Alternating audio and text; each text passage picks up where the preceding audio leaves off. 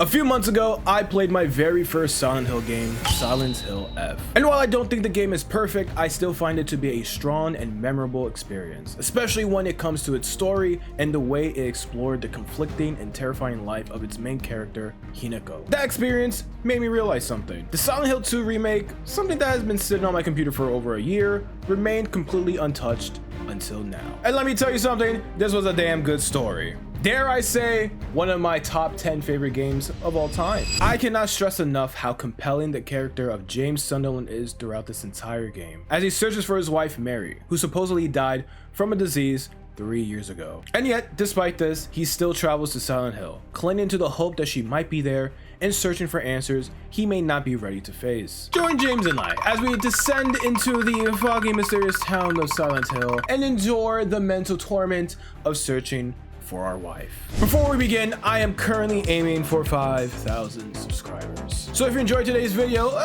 and you want to see more content like this, consider subscribing, as well as like the video at any point if you enjoy. Now, on to the video. Whenever Silent Hill 2 is brought up in conversations, one of the most common points of praise is how effectively it executes psychological horror. Psychological horror as a subgenre focuses on the mental, emotional, and intellectual state of a person in order to disturb the audience. It blurs the line between reality and perception, and creating unease through suggestion, suspense, and uncertainty rather than cheap scares. Within the Silent Hill franchise, Silent Hill 2 stands as the most widely discussed and analyzed entry, with over 2 decades of interpretations, breakdowns, and debates surrounding its themes and symbolism. So, when a remake was officially announced in October of 2022, excitement among fans was understandably high. That excitement, however, was paired with skepticism. The remake was being developed by Bloober Team, whose 2021 title The Medium, another psychological horror game, received criticism for its slow pacing, limited gameplay depth, and frequent comparison to a walking simulator. Despite those criticisms, The Medium was widely praised for its oppressive atmosphere and dedication to horror. Because of this mixed reception, many fans went into the Silent Hill 2 remake with low expectations. However, upon release, a large portion of that skepticism began to fade. Bloober Team was praised for remaining faithful to the original experience while delivering a strong art direction and presentation that respected the tone and legacy of the original game. What truly makes Silent Hill 2 so captivating in the psychological horror department is the journey the player takes alongside its protagonist. As James moves through Silent Hill, the town itself begins to weaponize his fractured psyche, manifesting his guilt and trauma into the world around him. The town's heavy, suffocating fog creates a constant sense of isolation and unease. You're never quite sure whether you're truly alone or being silently watched. The monsters that inhabit Silent Hill aren't present merely for shock value. One of the most iconic figures in the series, the Red Pyramid Thing, more commonly known as Pyramid Head, exists as a physical manifestation of James's repressed guilt and desire for punishment. The story remains intentionally ambiguous, allowing players to form their own interpretations rather than presenting a single concrete narrative. This ambiguity is reinforced through the game's multiple endings, which are influenced by players' behavior across repeated playthroughs. More recently, the remake has introduced the interpretation that these events may exist within an endless loop, a theory that has been met with mixed reactions from fans. And of course, there is the game's sound design and pacing, which I believe are handled exceptionally well. I genuinely cannot express how much I love the sound design of this game, especially with Akira Yamaoka returning as composer. The remake modernizes the audio while preserving its unsettling and atmospheric identity. Tracks like Promise of the Forgotten stands out in particular, underscoring a later cutscene with an emotional weight that's deeply uncomfortable to sit through.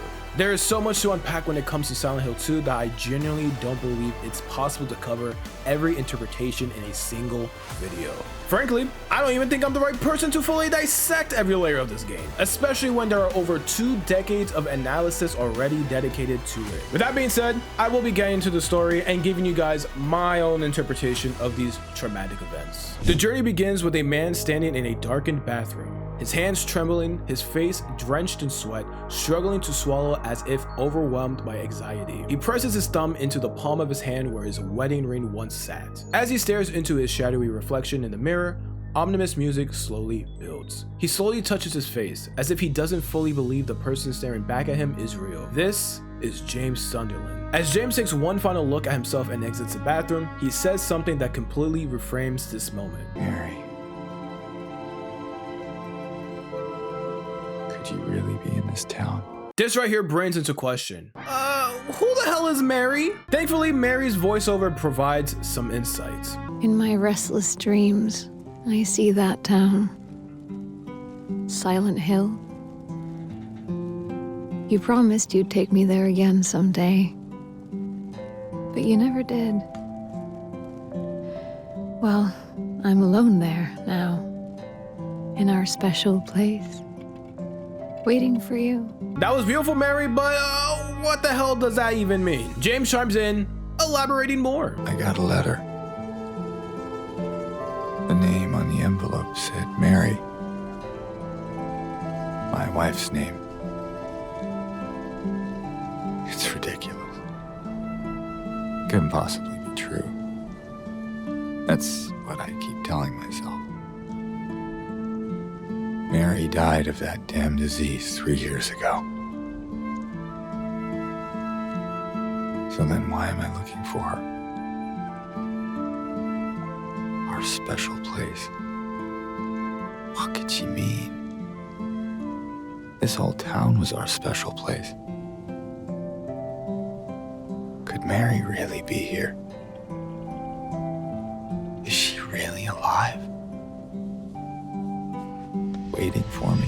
Despite his confusion and the impossible nature of receiving a letter from a wife who supposedly died 3 years ago, James presses onward to Silent Hill in search of answers and their special place. He moves through an ominous, fog-filled forest as the music shifts and the tone grows increasingly unsettling. Along the way, James encounters a well containing a glowing red square, serving as a save point. As you save your progress, you catch a reflection of James staring back at you. These glowing red squares carry significance, not something that becomes clear right away, but something that you gradually come to understand as the journey continues. Anyways, we head to the cemetery where we find a young woman named Angela looking at a gravestone. He asks for directions to Silent Hill, and she so kindly directs him to where the pathway is. However, she warns him to stay away, insisting there's something deeply wrong with this town. James's determination to find his potentially non-existing wife sways him in ignoring her warning and push forward into the town. Then there's Angela, who is here to find her mama, but immediately catches herself and changes the response to mother, saying it's been so long since she's seen her. She also mentioned her father and her brother, who she can't seem to find as well. James wishes her well and continues on his way. On the way, I apparently come across the infamous Silent Hill Ranch sign that on the Silent Hill HD collection uses one of the most offensive fonts I have ever had the displeasure of seeing. But the absolute worst offense in the game is, as you can see, it's the original Xbox version. You see this sign here. Someone at Hijinks Studios thought it was necessary to change the font to Comic Sans in the HD version. Yeah, cause I will say, the long path to the town with the fog suffocating you is great, as it gives this feel of no turning back, something that they do a few more times throughout the rest of the game. Getting closer to the town, you stumble upon a map of Silent Hill, which, with this foggy ass place, yeah, I would say it's needed. You do come across this trail of blood, I guess? Looks more like shit, but whatever. Following the trail, James comes to a moment where he sees someone or something stumbling in the distance. The path eventually leads him into a narrow alleyway between two abandoned houses, opening up into an eerie, overgrown backyard. Surely going through this blood-stained gate won't lead to a jump scare.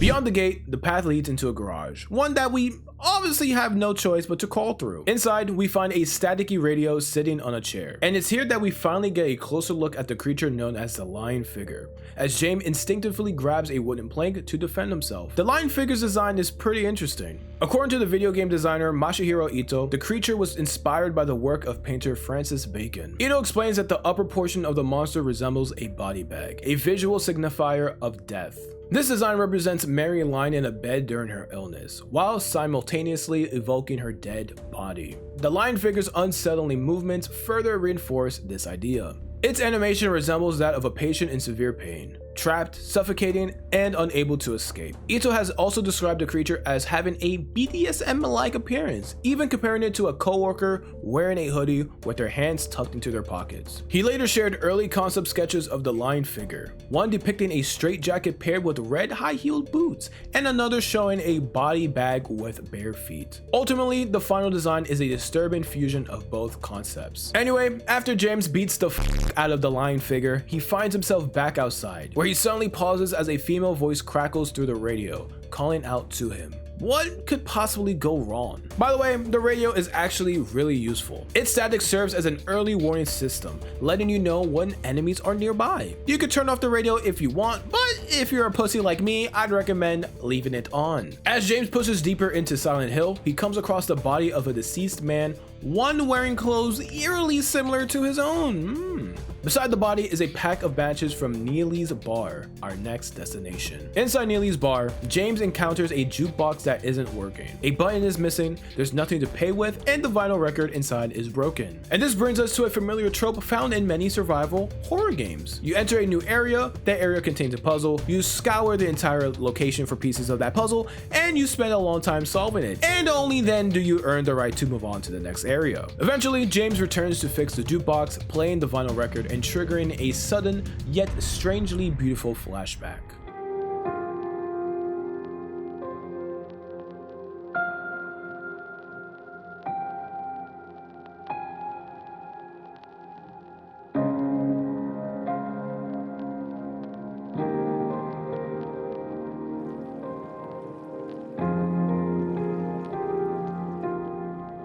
Park on the lake. We spent the whole day there. Just the two of us staring at the water.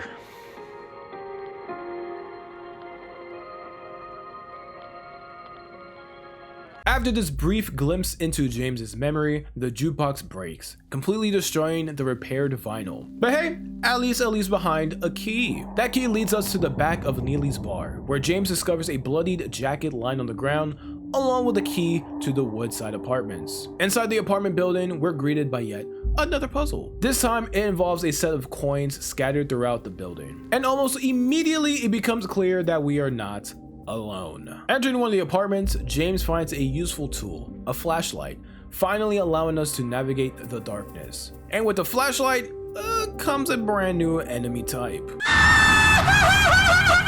Mannequins are terrifying, man. They're composed of two pairs of female mannequin legs fused together at the torso, bound tightly with bandages. While their inspiration draws from Ashinaga Tanaga, monsters from traditional Japanese folklore, they also resemble the doll, created by German artist Hans Belmore, a connection highlighted by a tweet shared in August of 2022. These creatures are meant to represent James's objectification of women, as well as his frustration and suppressed urges during the period of his wife's illness, which is why they lack a head or even a proper upper body. They're essentially designed for jump scares, hidden silently in the dark, standing behind walls, crouching in corners, or blending into the environment until it's too late. And what makes them even worse? These don't trigger the radio static, and they react the moment you shine the flashlight on them. After taking care of the first of many mannequins to come, James returns to the clothes where he found the flashlight, and he seems to recognize them as belonging to a certain somebody. Geez,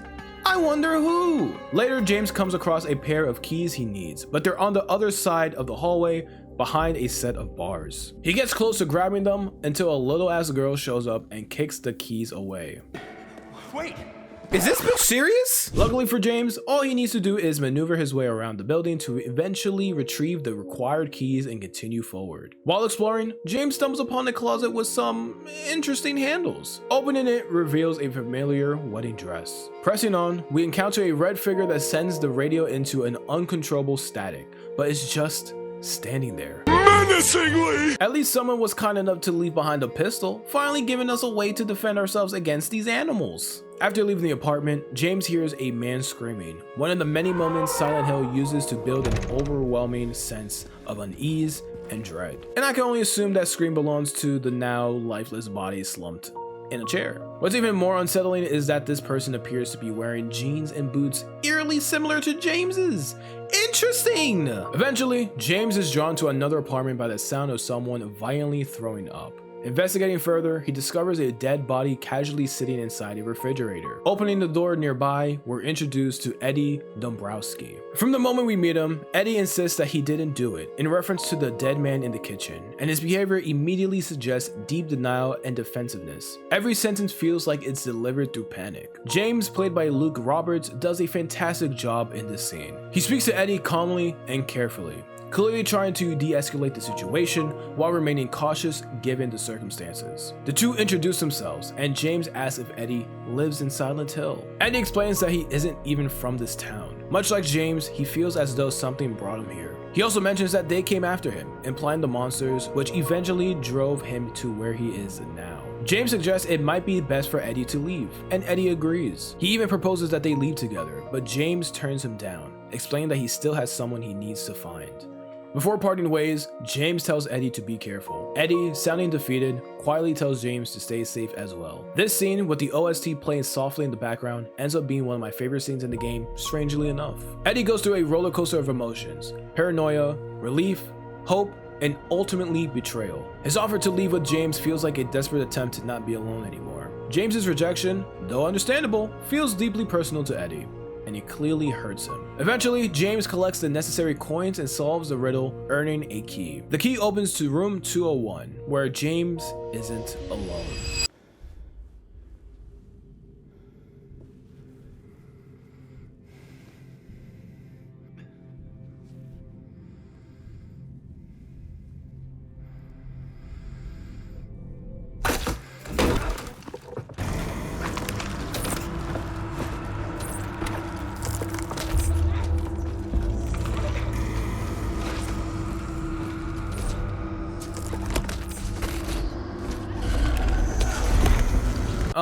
What's going on? Not wanting to interfere with whatever the hell that was, James sneaks into the closet to hide from Pyramid Head. In the original game, this scene was, well, a bit different. Huh?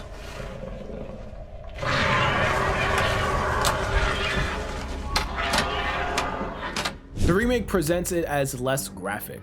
Over the years, it's been discussed as a manifestation of James's repressed frustration with Pyramid Head pinning the two mannequins. Masahiro Ito has addressed this scene multiple times on Twitter, as it continues to receive questionable interpretations. Going back to the remake, we see Pyramid Head approach the closet James is hiding in. James gets the bright idea to shoot the fucking metal Pyramid Head multiple times. Yeah, great idea, James! After mocking James, Pyramid Head grabs one of the mannequins and leaves. Yeah, that was weird. That was weird. I guess we just go through this interesting red door that leads to the other apartment building. James enters the Blue Creek Apartments, marking the transition into the other world and a point of no return. The other world goes by many names: the other side, alternate world, another world, dark world, nightmare world, and reverse world. It's a rusted, nightmarish manifestation of the real world, a space that reflects the character's steadily deteriorating psyche. This transformation extends to the monsters as well. We encounter the other world's aligned figure, now more aggressive and grotesque, covered in spikes, spitting acid, and releasing poisonous fluids upon death. It's in this section of the game where we must complete the clock puzzle in the Blue Creek Apartments, requiring the second, minutes, and hour hands. Not gonna lie though, this is one of the few times where as the player you spend hours slowly working your way through every part of the building, tackling task after task just to find the missing pieces you need to move on forward with. You do end up digging through a toilet full of shit just to retrieve the minute hand though, so there's that. At some point during your exploration, James encounters Angela once again, this time lying on the floor in front of a mirror. She's toying with the idea of ending her own life, slowly waving a knife in front of her face. James tries to calm her down, telling her that there's always another way. And in a very defeated tone, she responds to him. What's the point? It's easier just to run. Angela implies that they both deserve to be here, with James quickly pushing back, insisting that he's nothing like her. He asks if she's found her mother, but she hasn't. But the moment James mentions that her mother lived in this town, Angela's demeanor suddenly changes. Her response becomes more energetic, almost manic. The focus then shifts back to James and his search for Mary, as he pulls out a photo of her and shows it to Angela, explaining that she passed away 3 years ago. But suddenly, Angela switches again, returning to her obsessive search for her mother. This time, James offers to help her, but she rejects the idea, saying she would only slow him down. Before leaving, James attempts to take the knife away from her. As he reaches for it, Angela stares at the blade in an almost hypnotic state. Please don't.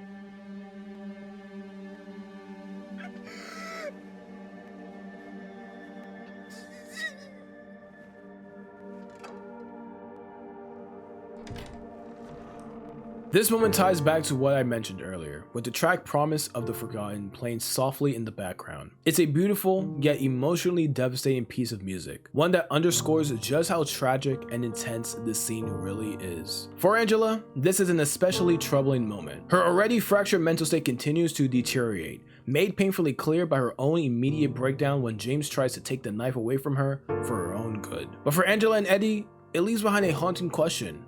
Why were they called to Silent Hill at all? Anyways, after some time, we're finally able to solve the clock puzzle, which means we can finally blow this pop stand.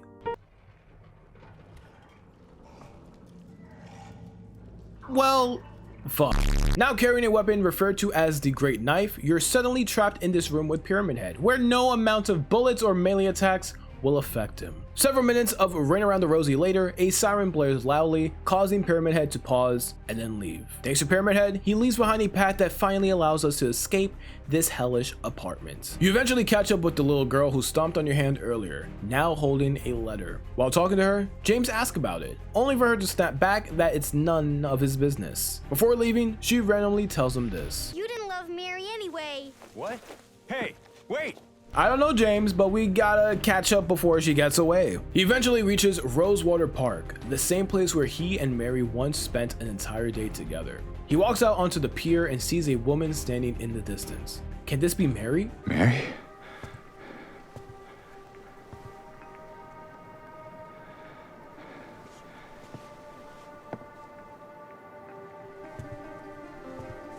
No. You're not. Do I look like your girlfriend? No, lady, you look like my late wife.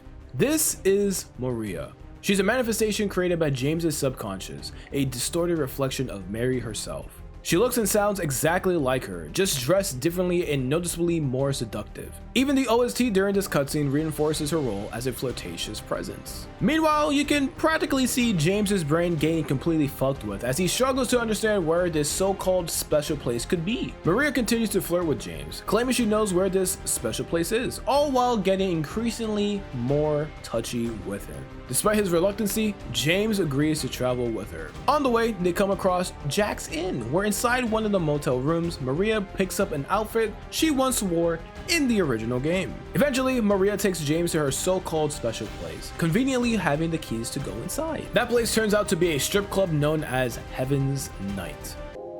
Maria?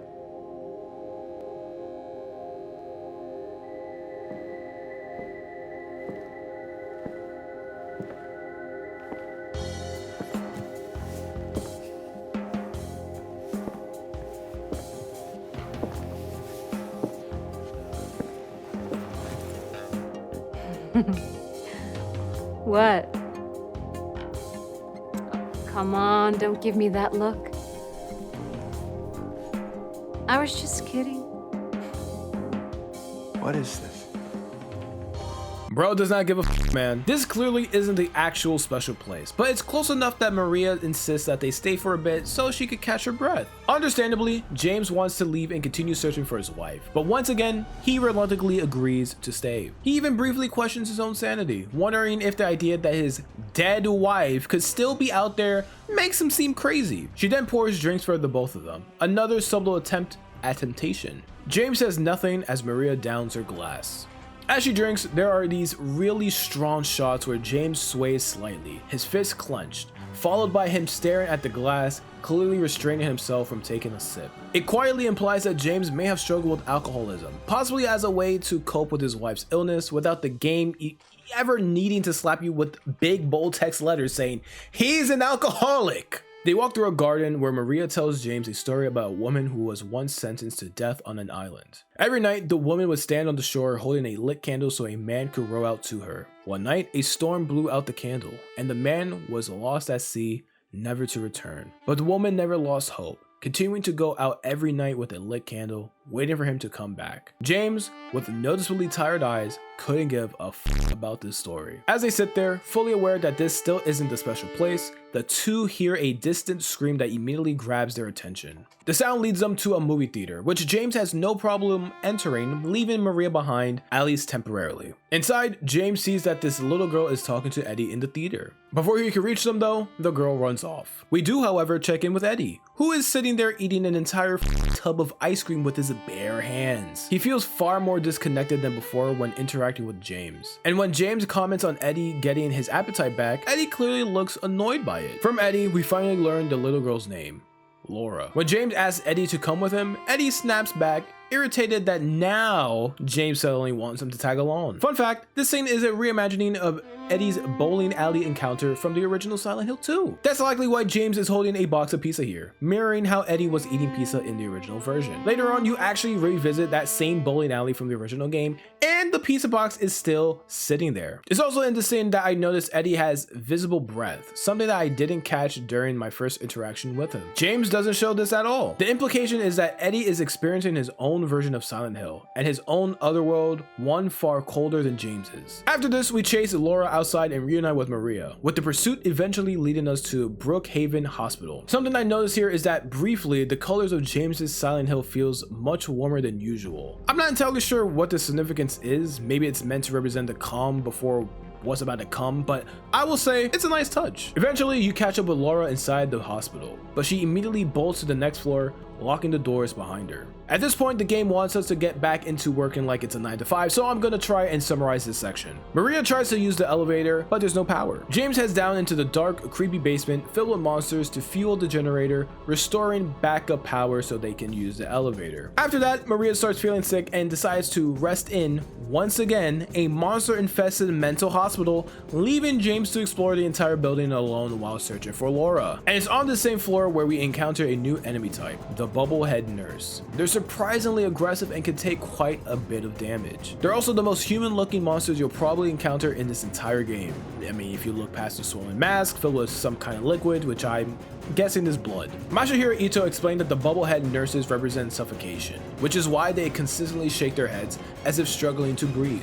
I will show the tweet where he explains this, but that would lead to some spoilers. Interestingly enough, the nurses also have a red square on their mouths, very similar to the save points found throughout the game. Geez, I wonder why. To give the game more credit, there's also this constant breathing sound that plays in certain areas of the hospital, adding even more to the already eerie atmosphere. And of course, there's a moment meant to scare the shit out of you. La la la.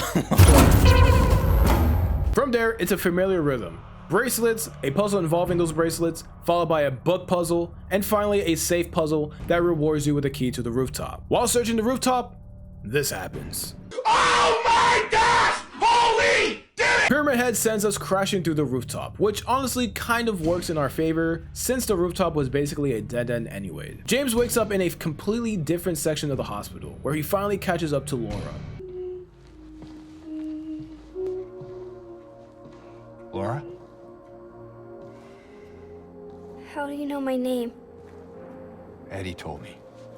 That big, fat blabbermouth. Laura, why do you keep running away from me? And how do you know about Mary? I just do. What's the big deal? Why can't you just tell me? You gonna yell at me if I don't? No. I won't, please, just... I need to know. Mary's my friend. Laura tells James that Mary was actually kind to her during her stay at the hospital last year. This revelation triggers a noticeably different reaction from James. You know, the version of him where he promised he wasn't going to yell at her. Laura begins to run away, but James stops her, saying that this place isn't safe and that she could get hurt. To which she responds, hurt by what? It's an interesting line considering Laura has already interacted with both Eddie and James, two people experiencing their own versions of Silent Hill, complete with monsters haunting them. while Laura herself seems completely untouched by any of it. She says she needs to get a letter.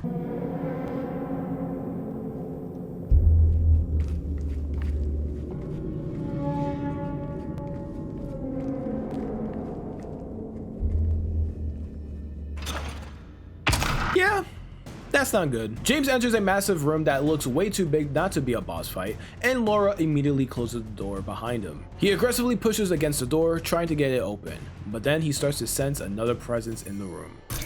Ew, what is that? Ew.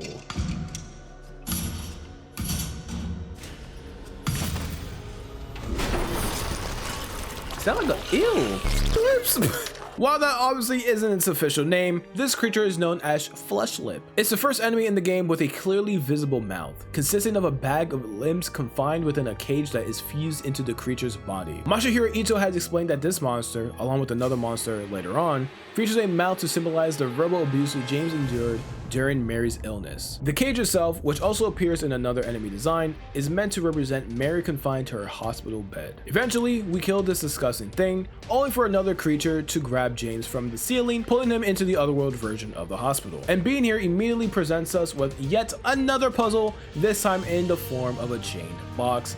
God damn. I will say though, the atmosphere and visuals of the Otherworld hospital might actually be my favorite in the entire game. The grotesque, rusted environment feels oddly beautiful, and to me it reflects just how far James's psyche has deteriorated. Here we're also introduced to the Otherworld variant of the Bubblehead nurses. They wield scissors instead of pipes, are far more aggressive, and are wrapped in tape and coated in what looks like dark, gunky residue. After grinding through every miserable section of this place, James finally unlocks the chain box, only to find absolutely nothing inside. All that work for nothing. But just when things feels completely hopeless, a sheet drops behind James, revealing a painting of a woman with the missing elevator button to the basement clenched in her mouth. From there, we find a ring, and shortly after, we reunite with Maria, and she is not happy. Mary! Oh. Maria, I thought... Sorry. Anyway, I'm glad you're alive. Anyway? What do you mean, anyway? I was almost killed back there.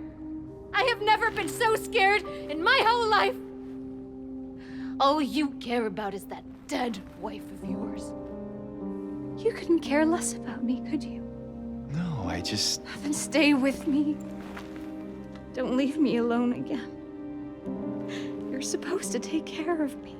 So Maria is back as our +1, but something interesting happens during this reunion. She expresses genuine concern for Laura, someone she claims she's never met before. To my understanding, while Maria is a manifestation of James's subconscious, she still inhabits Mary's memories. And since Mary and Laura formed a bond during her hospital stay, Maria seems to inherit that connection, showing a strangely maternal instinct and desire to protect Laura. Anyways, we collect the second ring needed to open the painting, which serves as a second door to a potential way out. However, Maria had a bad feeling about this path. James reassures her by extending his hand, telling her that everything is going to be fine. Turns out, Maria has every reason to be suspicious, as the two are forced to flee from Pyramid Head. During their escape, Maria trips just as James manages to get inside an elevator. He desperately tries to hold the elevator doors open for her with all his strength, but it isn't enough. Pyramid Head impales Maria right in front of James, killing her and dragging her away, leaving James alone in the elevator. The tone immediately shifts. The music becomes slower and more sorrowful, with each piano note underscoring the weight of what just happened. As James returns to the hospital entrance, it's clear he's deeply affected by Maria's death. James finds a key that finally allows him to escape that miserable hospital. Looking out a nearby window, he spots Laura running through the pouring rain. We search for Laura throughout the monster-infested town, even catching a brief glimpse of what appears to be a new creature lurking beneath the street grates.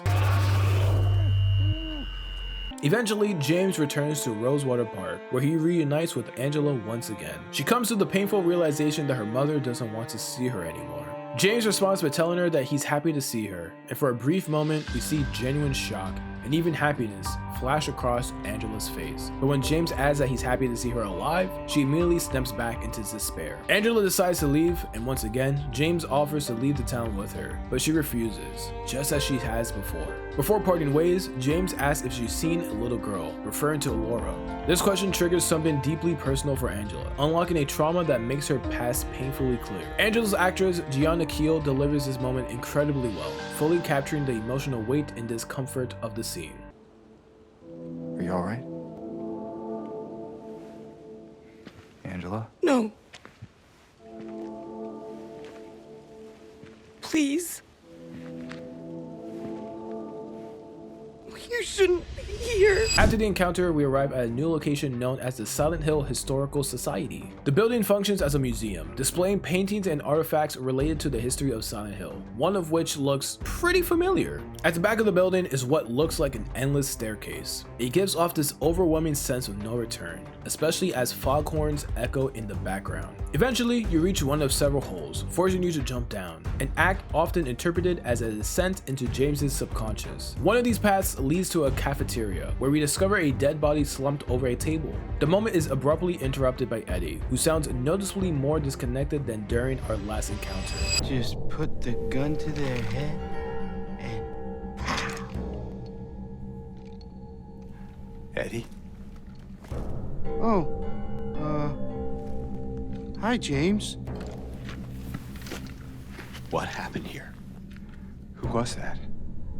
I don't know. It just came at me. Okay. So he attacked you, and you shot him. Yeah. Yeah, that's right. He made me do it. Okay, calm down, Eddie. Any idea why he would do that? I don't know. He came out of nowhere. Tried sneaking up on me in the dark. I heard footsteps, so I turned back and he was right there. And you could tell that he wanted to hurt you. Well, yeah, I mean, the way he looked at me, I just had to do it. He looked at you? I thought you said he came at you. Yeah, I mean, hey, I could see it in his eyes. His eyes? He kept looking at me, making fun of me. I told him not to, but he didn't listen. Eddie, you can't just kill someone because of the way they looked at you.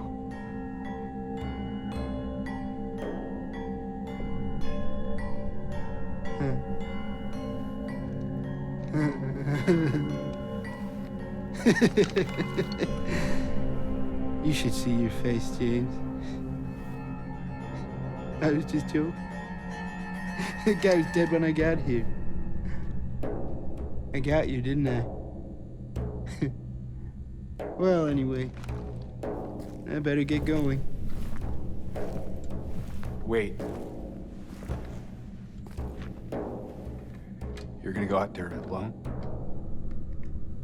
Yeah. Yeah, this is a different animal now. And it definitely won't be the last time we see Eddie. From here, we enter Toluca Prison, a place that introduces a new variant of the mannequins. These ones move like spiders, so if you're even remotely arachnophobic, yeah, this section is not for you. And with the prison comes a yard that is dark as hell, man. Oh my god. It's also here in the yard where we are presented with a new puzzle involving a set of balancing weights. But while messing with the weights, it quickly becomes clear that we're not alone in this pitch black yard. The premise of this puzzle is to balance the scale to match a specific animal symbol, which then unlocks the corresponding door inside the prison. And as you start entering these rooms, you find additional weights that let you unlock even more of the prison. What makes this section so unsettling is how the creatures hide within the darkness. To move through these halls safely, you're forced to flip light switches that briefly expose them, sending the enemies scattering back into the shadows. Admittedly, this puzzle was annoying, maybe even on par with the hospital. Still, the constant audio jump scares and oppressive sound design managed to pack a serious punch. There was one particularly strange room during my exploration that contained a weight. The moment I picked it up, the door slammed shut behind me, triggering a short cutscene of relentless banging. Debris begins to fall, my flashlight cuts out, and when you're finally able to leave, nobody is there. It was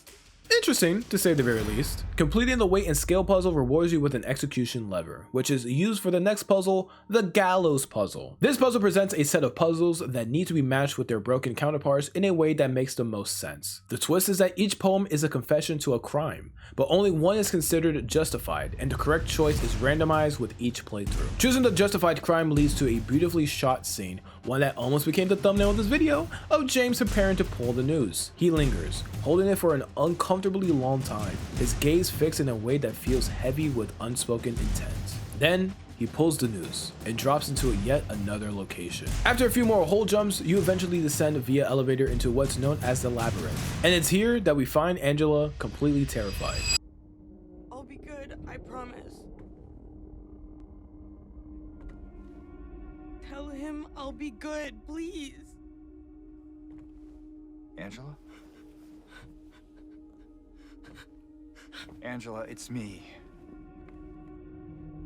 No, please.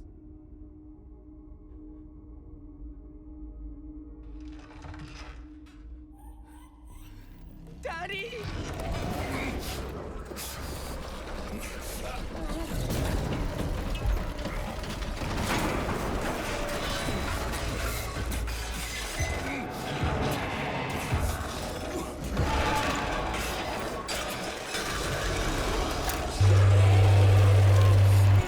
This grotesque monster is known as Abstract Daddy. It consists of two faceless figures fused together in layers of skin, positioned on top of a bed frame, one figure lying down, with the other looming over it in an intimate and disturbing pose. This creature is a manifestation of the deep trauma Angela endured from years of abuse by her father and brother, enabled by her own mother. Her mother abandoned her to the abuse, even going as far as telling Angela that she deserved it. Early in the game, there's a newspaper article you could find while exploring the hallways that reveal Angela murdered her father, with multiple stab wounds listed as the cause of death. But despite his death, the repressed memories of that abuse and the suffering tied to it still linger within her. And what makes this even more unsettling is that this is James's interpretation of what this monster looks like. We never see Angela's version of Abstract Daddy, and we never will. Masahiro Ito has stated that Angela's perception of that creature could be far more disturbing, leaving that image entirely up to the player's imagination. The encounter takes place in what appears to be Angela's childhood apartment, a space where the two worlds have merged. You see Angela running through the rooms, eventually retreating to a hiding spot she used as a child. When you reach that safe space, the chase is briefly halted. There's a moment of silence, a fragile sense of relief, but the reality is you can't hide forever. As you continue deeper into the apartment, the environment steadily deteriorates. The walls crumble, exposed machinery becomes more visible, and the space grows increasingly hostile. Eventually, even the walls themselves begin to pulse with flesh. After killing the creature, we return to the room where we first found Angela. In a moment of pure emotional collapse, she smashes a TV onto the body as she breaks down. James tries to calm her, but this time, Angela doesn't trust him. It's an absolutely heartbreaking scene. Angela is broken. She believes James has ulterior intentions towards her, not because of anything he's done, but because her trauma has conditioned her to distrust men entirely, interpreting any form of concern as someone wanting something. But that isn't James. James just wants his wife back. Still, Angela accuses him of being unfaithful, claiming that he's found someone else. That accusation causes James to finally snap, raising his voice as he firmly responds no. That single moment seems to reset Angela entirely. She returns to searching for her mama and leaves. Just a devastating cutscene. I need to find my mama.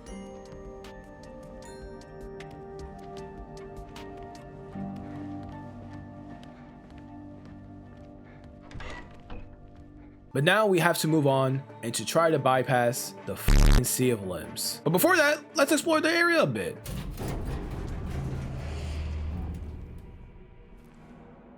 Maria? Maria! I thought that thing killed you. Are you hurt? Not at all, silly. But the thing... It stabbed you. There was blood everywhere. Stabbed me? What do you mean? It chased us through the elevator and then... James, what are you talking about? Maria has returned and seemingly doesn't recall being killed by Pyramid Head. Her tone of voice is more stoic, and she begins blending Mary's memories into the conversation, referring to a hotel and to James and Mary being there together. You were always so forgetful. Remember that time in the hotel? Maria? You said you took everything. But you forgot that videotape we made. I wonder if it's still there. How do you know about that? Aren't you Maria? I'm not your Mary. So you are Maria. I am. If you want me to be. All I want from you is an answer. Doesn't matter who I am. It's just a total mindfuck for James, especially since Maria never gives him a direct answer. And when she walks up to him and touches his face, the camera blurs in and out, slowly swaying, making the moment feel intimate. When she asks James if he wants to touch her too, this is the first time he doesn't respond with a firm no, but instead says, I don't know. As he leaves, he holds onto the door longer than usual before it finally shuts behind him, while Maria sits back down, quietly waiting for his return. Also, quick shout out to the actress playing both Maria and Mary. I cannot pronounce her name, so I'll just throw it on the screen right now. If you think James's brain is already beyond repair, the game isn't done quite yet, because another fucking puzzle presents itself, this time in the form of a cube that controls the room in front of you. There are 3 areas tied to the puzzle: the rotten area, the desolate area, and the ruined area. By the end of the ruined area, we encounter Pyramid Head once again. But as you're trying to escape him, the limbs that once blocked your path begin to retract, slowly creating a clear route. Eventually, you finally reach Maria, but she's dead once again. This time, as the camera slowly pans upward, it appears she's died from some kind of illness, eerily similar to Mary, James's Mary. Upon discovering her body, James completely breaks down, but it only lasts a few seconds before he snaps back into this grim realization of what this entire journey is about: finding his wife. When leaving the room, Pyramid Head's great knife now sits where the rotating cube once was, and using it creates an exit from this hellish section. You eventually arrive at a graveyard where 3 open dig sites await: one for Angela, one for Eddie, and one for James. And of course, since this is our grave, we jump in and move on to the next section. You walk down this blood-soaked hallway, knowing that on the other side of the door, Eddie is talking to a dead body. Well enough alone, huh? You just had to follow me all the way out here. How many times do I have to kill you? Eddie? Whoa, Eddie, it's me. Oh. Hi, James. Eddie, what are you doing? What's it look like I'm doing? You fat, disgusting piece of shit, you make me sick. You gonna cry, fat ass? You gonna run to your mama? Waste of skin, why don't you just kill yourself? It's here that Eddie feels completely consumed by Silent Hill, losing his grip on reality and allowing the inner demons formed from a lifetime of bullying and pent-up resentment to fully take over. In Eddie's mind, James has been mocking him the entire time. As Eddie continues to spiral deeper into his own delusion, James punches him square in the face. This confrontation leads directly into the boss fight with Eddie in the meat locker, a sequence that, according to longtime Silent Hill 2 fans, is a massive improvement over the original. It's during this boss fight that we learn more about Eddie's deep resentment toward those who bullied him for his weight. All of that pent-up anger manifests in disturbing confessions, admitting to shooting and killing a dog, shows no remorse, and even says it was fun. He also shot a football player in the leg, laughing as he claims that the football player cried more than the dog ever did. The fight itself plays out like a tense shootout, with frozen pig carcasses providing cover and a thick, smoky atmosphere that makes visibility intentionally disorienting. After 3 phases, Eddie eventually succumbs to his wounds and dies. The aftermath clearly weighs on James. This is the first time he's killed an actual human since arriving in Silent Hill. Eddie's refusal to self-reflect, combined with his need to justify his actions, ultimately led him down this path, from self-proclaimed victim to fully embracing his violent instincts. And finally, after hours of mental and emotional torment, we step outside and board a boat to a new location. That boat ride leads us to the final destination, the Lakeview Hotel, the special place. Inside the hotel, James is immediately jump scared by the sound of a piano, and Laura makes another appearance. This time, they seem more comfortable around each other compared to their last encounter, especially since Laura now needs James's help to find Mary as well. It turns out Laura did have a letter from Mary meant for James, one she had taken from Laura's nurse, Rachel. The letter, however, was originally written for Laura as a goodbye message before Mary passed away. In the letter, Mary writes, "I'm far away now, in a quiet, beautiful place." Laura took this to mean Silent Hill, the beautiful town Mary had told her about. And that misunderstanding is the reason Laura came here in the first place, to look for Mary too. Mary even speaks about James in the letter, telling Laura to give him a chance. Despite how much Laura claims to hate him for not being nice to her, Mary insists that deep down, James is a genuinely kind person. The letter ends with Mary telling Laura that she loves her like her own daughter, and wishing her a happy 8th birthday. After James finishes reading, he asks Laura how old she is. She casually responds that she turned 8 just a week ago. So if Mary supposedly died 3 years ago, and Laura only just turned 8, is Mary actually dead? At this point, judging by the pure exhaustion on James's face, anything is fucking possible at this point. Laura then mentions the second letter. Originally, she wasn't going to give it to James, but she decided Mary wouldn't have wanted that. But the envelope is empty. So yeah, looks like we're going to explore this hotel. And at the center of this beautiful hotel sits the music box, the core puzzle of this entire section. Now, if you thought the hotel or the museum dragged on, get a load of this section, buddy. I get it, since this is the final stop, they wanted to give the player one last hurrah of puzzles and exploration. But man, this part is long. Almost painfully so. Bloated? Absolutely. But honestly, still appreciate it. Just a few key things worth mentioning from this section. After picking up one of the 3 figurines, you're forced to face the Mandarin, which, interestingly enough, is the first time you actually fight this monster compared to the original game. The Mandarins are only the second enemy next to the Fleshlip to have visible mouths, once again symbolizing the verbal abuse James endured from Mary. The design is inspired by the distorted mouth found in the work of painter Francis Bacon. In the original Silent Hill 2, Mandarins were only ever seen beneath grates, but in the remake, they have a far more active presence throughout the hotel. It's also worth noting that according to Masahiro Ito, Mandarins only appear in the other world. There's also a section of the hotel where in order to access the basement, you're forced to sacrifice your inventory due to the elevator's weight restriction. Down here, the game briefly shifts into a stealth-focused segment where you need to retrieve a videotape while avoiding the Mandarins lurking in the darkness. With everything collected, you finally enter the room James and Mary once stayed in. Room 312. With the videotape in hand, James inserts it into the VHS player and comes face to face with the truth. Are you taping again? Come on.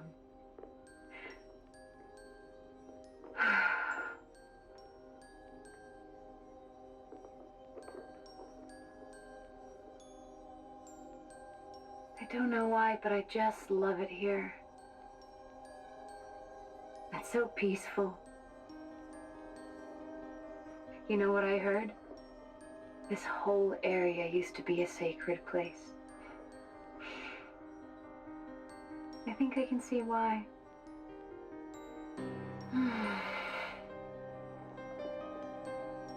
It's too bad we have to leave. Promise you'll take me again, James.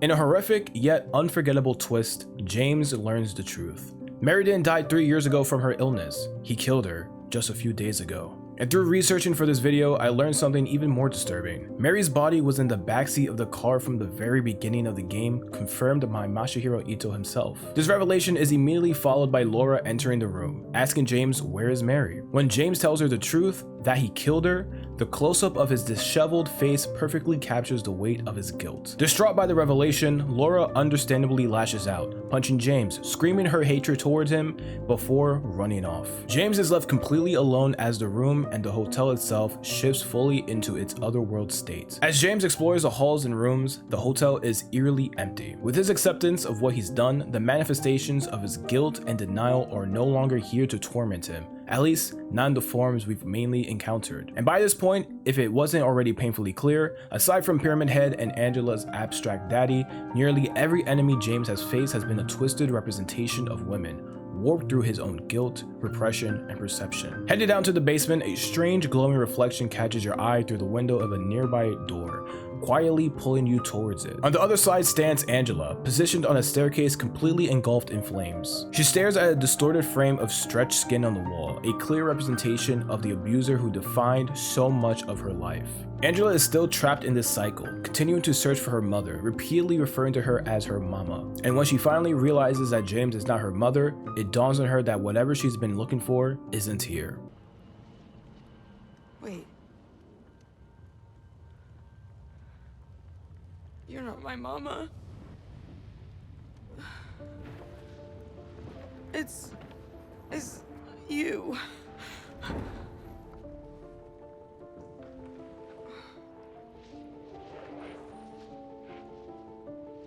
Sorry, Angela. I think you were right. What we're looking for, it's not here. Not anymore.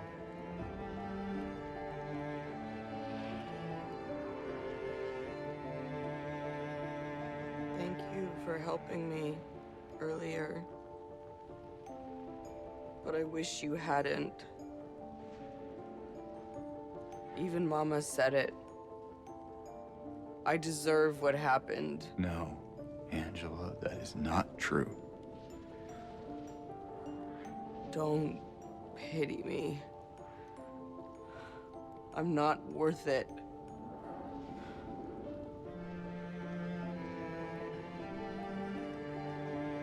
Or maybe you think you can save me?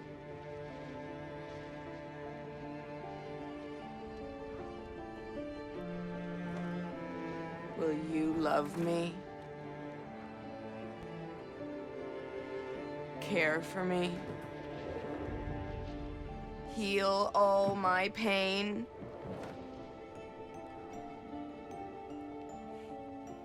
That's what I thought.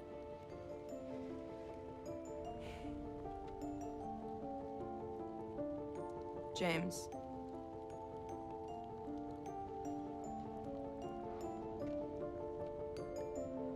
Give me back the knife. No, I won't. Saving it for yourself.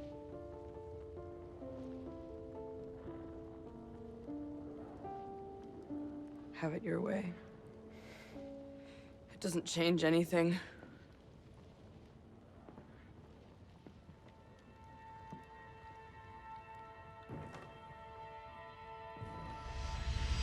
While Eddie's version of Silent Hill was cold, representing isolation, loneliness, and his descent into violence, Angela's world is consumed by fire. The flames symbolize her abusive past, her pain, and the deeply ingrained belief that she deserves to suffer. She slowly ascends the burning staircase, swallowed by the fire, marking the final time Angela appears in the game. We're never explicitly told what happens to her next, but given the implications, especially her earlier request for the knife that James took from her, it's heavily suggested that Angela eventually finds a way to end her own life. Unable to convince her otherwise, James is left with no choice but to walk away. Pushing forward, we reach another save point, but this time, instead of one single glowing red square, there are 9. Why 9? And why show this now? Earlier in the video, I mentioned that these red squares carried meaning that didn't become clearer right away, but slowly began to make sense as the journey went on. And here's the payoff. These 9 red squares represent the 9 manifestations born from James's fractured subconscious, the physical forms of his guilt, denial, and self-punishment throughout Silent Hill. Lion figure, mannequin, bubblehead nurse, flesh slip, Mandarin, abstract daddy, pyramid head, Maria. Every one of these manifestations, except Abstract Daddy, exists as an extension of James, created as he clung to the belief that Mary died from illness, burying the truth beneath layers of denial and guilt. Pyramid Head stands apart, not as a delusion meant to deceive, but as one meant to punish, a guide and executioner born from James's desire for judgment. And Maria is the most dangerous manifestation of all. She isn't just guilt, she isn't just desire. She's a version of Mary that never existed. Healthy, affectionate, emotionally available, a fantasy constructed to escape the reality James refused to face. And yet, there's still one red square left unaccounted for. When saving here, something subtle but powerful happens. Earlier in the game, James would look directly at his reflection, but now, after learning the truth about Mary's death, he turns away, unable to face himself after fully realizing what he's done. James enters the next area and comes face to face with two pyramid heads, looming over him as Maria hangs upside down on a platform above. He desperately tells them to leave her alone, but of course, that isn't going to happen. Maria is executed right in front of James, and he collapses, screaming in anguish. But in that moment, something finally clicks. James realizes the true purpose behind Pyramid Head's existence. This leads into the second to last boss fight of the game, one that I initially misunderstood. At first, I thought you were meant to wait them out, just like the very first encounter. But that's not the case at all. To move forward, you have to fight back. You have to confront your trauma head on. The pyramid heads do take damage, and thankfully they share a health pool, making the fight less frustrating from a gameplay standpoint. What I really love though is how the environment itself reacts. With every bit of damage dealt, the area begins to crumble, a visual indicator of progress and a reflection of James's mental state breaking down. Afterward, each pyramid head leaves behind an egg, one scarlet egg and one rust-colored egg. To my knowledge, these eggs influence the ending you receive, something I didn't even realize during my first playthrough. As James walks down the hallway afterward, we hear a repressed memory resurface, James bringing flowers to Mary. What do you want, James? Flowers? I don't want any damn flowers. Just go home already. Look at me. I'm disgusting. Between the disease and the drugs, I look like a monster. Well, what are you looking at? Get the hell out of here. Leave me alone already. I'm no use to anyone. I'll be dead soon anyway. It'd be easier if they just killed me. But I guess the hospital's making a nice profit off of me. Why are you still here? I told you to go. Are you deaf? Don't come back. James. Wait. Please. Don't go. Don't leave me alone. I didn't mean what I said. Please. Tell me I'll be okay. Tell me I'm not gonna die.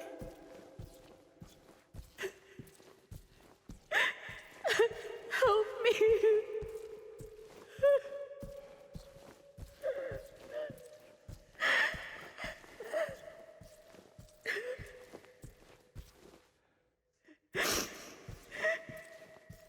Eventually, James reaches the top of the building and finds Mary standing by a window. But both James and the player know that this isn't really Mary.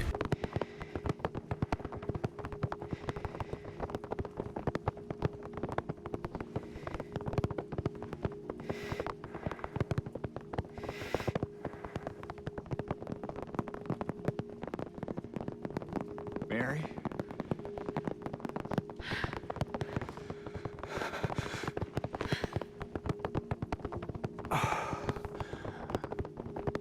I have missed you so much. I've missed you too. We can finally be together. Forever.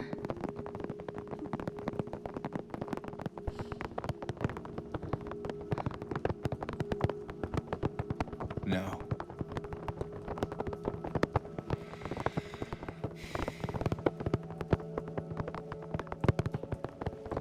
James. Honey. What's wrong? I'm sorry. I know you tried, James, please. but she's gone. I know that now, Stop it. and I can't just keep pretending. Shut up! What do you want? Do you even know anymore? I'm yours. I'm here for you. So what if I'm not her? I can give you what she never could. I can be better than her. What else do you want me to be? What else can I be? I am so sorry, Maria. I really am. But this has to stop. It's time to let it go.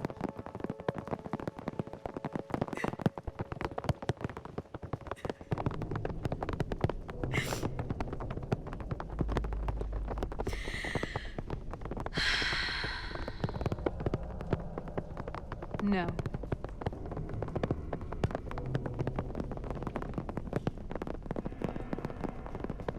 What? I won't let you do this to me. I won't let you go. I can't!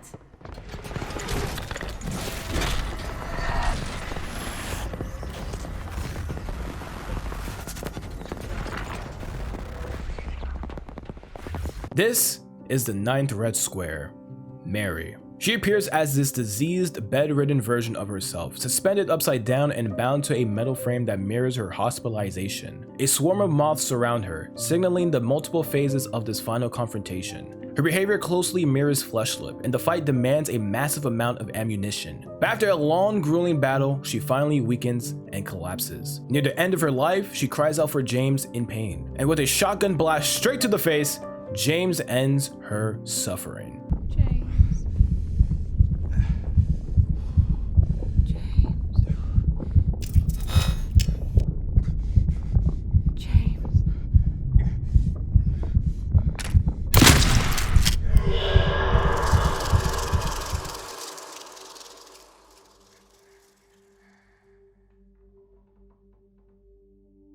Mary. Hey, handsome. I'm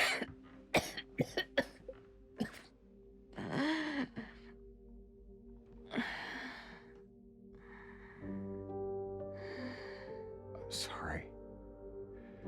Don't be. I told you. I wanted the pain to end. Yeah. You did.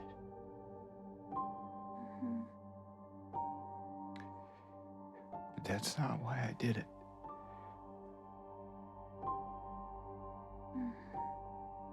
The truth is, I hated you. I wanted you out of the way.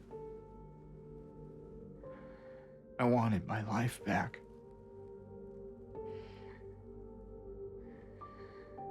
If that's true, then why do you look so sad?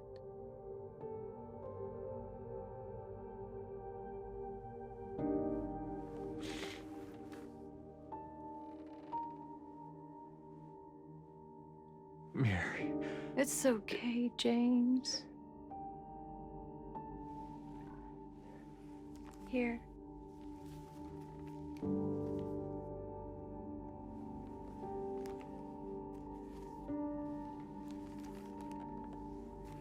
What is this? It's what you've been looking for.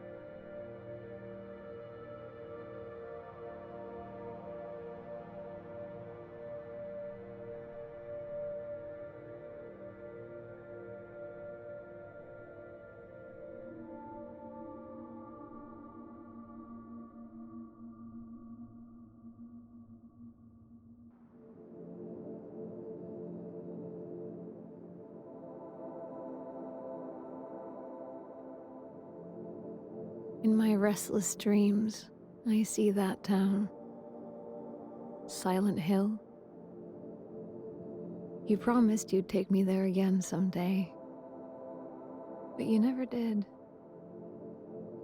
Well, I'm alone there now. In our special place. Waiting for you to come and see me. But you never do. So, I wait. Wrapped in my cocoon of pain and loneliness. I know, I've done a terrible thing to you. I wish I could change that, but I can't. I feel so pathetic and ugly laying here. Every day I stare up at the cracks in the ceiling, and all I can think about is how unfair it is. The doctor came today. Told me I could go home for a short stay. It's not that I'm getting better. It's just that this could be my last chance. Even so, I'm glad to be coming home. I missed you so much. But I'm afraid, James. I'm afraid you don't really want me to come home. Every time you come to see me, I can tell how hard it is on you. I don't know if you hate me or pity me. Maybe I just disgust you. I'm so sorry. When I first learned I was gonna die, I couldn't accept it. I was so angry. I struck out at everyone I loved. Especially you. And that's why I understand if you hate me. But I want you to know, I will always love you. Even though our life together had to end like this, I still wouldn't trade it for the world.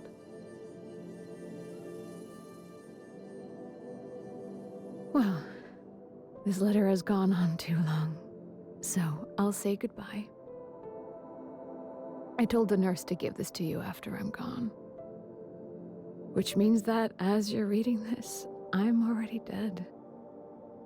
But that's okay. I'm not afraid of it anymore. I just hope the pain will end soon, so that you remember me for who I was, and not what the disease made me. I want you to go on. I want you to live for yourself and for others, like you did for me. James, you made me happy. And with that, the Silent Hill 2 experience comes to an end. James leaves Silent Hill alongside Laura, finally coming to terms with what he did to Mary, and attempting to move forward, living for himself just as Mary encourages him to do in her letter. Despite her anger and suffering, she still loved him. James leaving with Laura may suggest that he adopts her, or at least, becomes a father-like figure in her life, much like Mary once was to her. This ending is known as the leave ending. Of course, in true Silent Hill fashion, there are multiple endings, all shaped by the player's actions throughout the game. The in-water ending is the darkest of them all. James cannot forgive himself. Believing his actions were purely selfish, he acknowledges Mary's corpse in the backseat of the car, speaking to both her and himself. Deciding he doesn't deserve to live, he drives into Toluca Lake and drowns. The scene ends with Mary's letter being read aloud as it sinks beneath the water.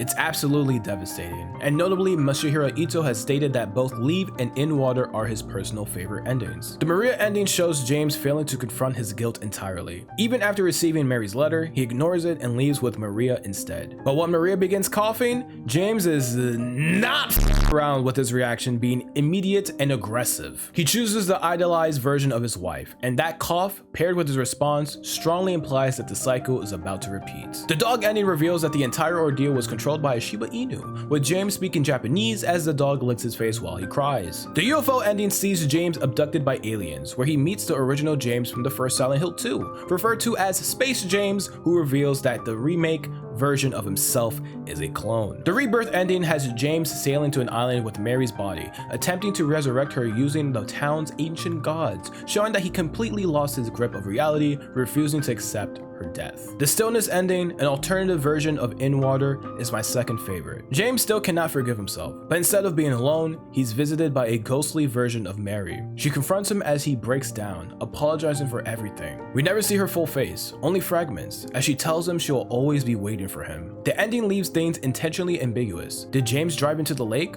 or did he escape at the last moment, allowing the car and Mary's body to sink while he moves on, hoping to see her again in the afterlife? My favorite ending, however, remains Leave. Finally, there's the bliss ending. Here, James watches the VHS tape, but instead of seeing the truth, he experiences a happier, extended version of events. This only occurs after drinking White Claudia, a hallucinogen that allows James to accept delusion over reality. As the saying goes, ignorance is bliss. Silent Hill 2's remake has been one of my favorite games I've played in a long time. One of the things I've appreciated about the Silent Hill series so far is the experience of not fully understanding what's happening, of feeling lost, confused, and slowly piecing things together over time. Even when the answers never become completely clear, that process of interpretation is what makes these games so compelling. And even after finishing Silent Hill 2, there are still questions that linger. One of the biggest is the time loop theory. Is it actually real? Throughout the game, players find Polaroids scattered across Silent Hill, with no clear explanation of their significance. It wasn't until a few months after the game's release that a Reddit user,